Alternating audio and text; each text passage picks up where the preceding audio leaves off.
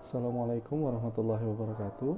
Perkenalkan, nama saya Firil Mustafa Kamal dari Prodi Manajemen dengan NIM 28920700001 dari Kampus A, Universitas Pancasakti Bekasi. Kali ini, saya akan membahas tentang peranan EQ dalam kesuksesan seseorang yang dibuat dalam rangka untuk memenuhi tugas emotional intelligence. Oke, kita masuk ke topik yang pertama, yaitu pengertian kecerdasan emosional. Kecerdasan emosional atau EQ atau Emotional Quotient merupakan kecerdasan emosi yang sangat erat kaitannya dengan kemampuan mengontrol perasaan diri sendiri, mengenali perasaan orang lain, adaptasi, kerjasama, disiplin, tanggung jawab, dan komitmen. Berkaitan dengan kecerdasan intelektual atau IQ dan kecerdasan emosional atau Emotional Quotient atau EQ, menurut Goleman, kesuksesan seseorang banyak ditentukan oleh kecerdasan intelektual emosional atau EQ, yang mana EQ mempunyai kontribusi sebesar 85% sedangkan IQ hanya sebesar 15%. Dengan begitu, maka dapat disimpulkan bahwa peran EQ sangatlah signifikan dibanding IQ. Kemudian, saya akan membahas tentang elemen kecerdasan emosional.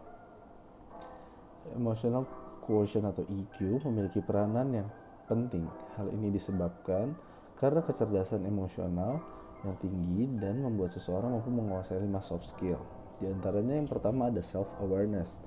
Seseorang mampu mengenali emosinya, kemampuannya, kekuatannya, kelemahannya, dan batasan dirinya.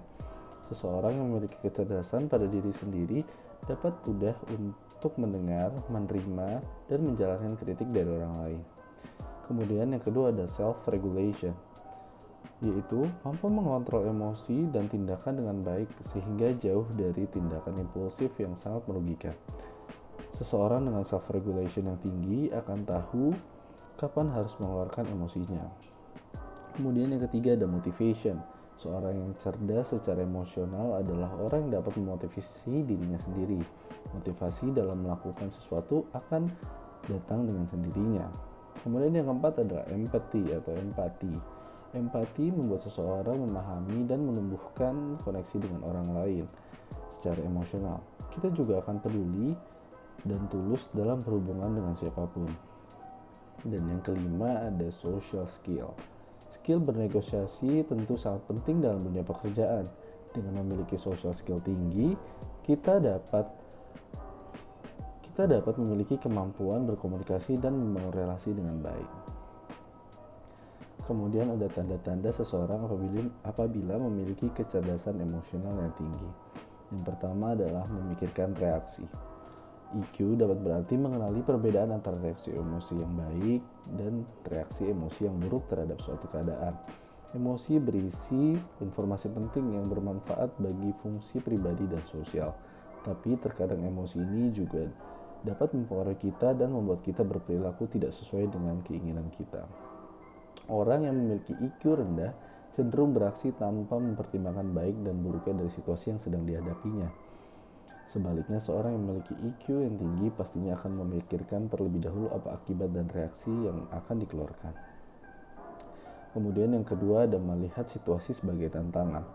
Jika kita senantiasa melihat situasi sulit sebagai tantangan, kemungkinan besar kita memiliki EQ yang tinggi. Sikap optimisme ini adalah bentuk nyata bahwa kita mampu mengenali emosi negatif dalam diri, tapi memilih berfokus pada yang positif-positif saja. Kemudian yang ketiga ada bisa mengatur dan memilah emosi. Emosi atau amarah memang bisa disebabkan dari banyak faktor. Namun jika kita memiliki EQ yang tinggi, kita akan bisa mengatur dan memilah emosi mana yang akan kita keluarkan. Kita bisa memilih mana emosi yang bisa membuat situasi lebih positif dibandingkan dengan emosi yang dapat memperkeruh suasana. Kemudian yang keempat atau yang terakhir ada dapat menempatkan diri pada posisi orang lain. Menempatkan diri pada posisi orang lain biasa kita sebut sebagai empati. Rasa empati sangat berbanding lurus dengan tingginya EQ. Jika kita bisa merasakan penderitaan orang lain, prihatin, tidak menghakimi orang lain, dan bisa menyesuaikan diri dalam kondisi yang terjadi, maka bisa dipastikan kita memiliki EQ yang tinggi. Mungkin sekian penjelasan dari saya. Apabila Banyak kesalahan saya minta maaf. Wabillahi taufiq wal hidayah. Wassalamualaikum warahmatullahi wabarakatuh.